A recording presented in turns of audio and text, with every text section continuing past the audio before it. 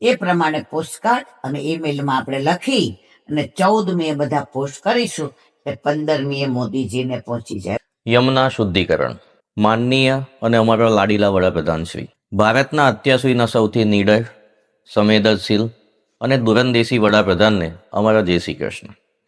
મોદીજી, ભારતના વૈષ્ણવ સમુદાય તરફથી તમને એક વિનંતી કરવાની છે કે અમારા અલૌકિક માતા યમુનાજીની સ્થિતિ ખૂબ જ દયનીય અને દૂષિત છે, જે અમારાથી જોવાતી નથી. આપ યમુનાજીમાં આવતા કેમિકલ અને કચરાને દૂર કરી નર્મદાજી અને ગંગાજી જેવી શુદ્ધ અને શીતળ જળ ધારણ કરે તો યમુનાજી પ્રસન્ન થાય.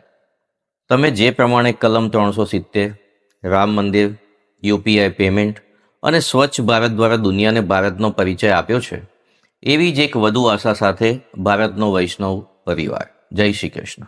બોલો વલ્લભાદેવ.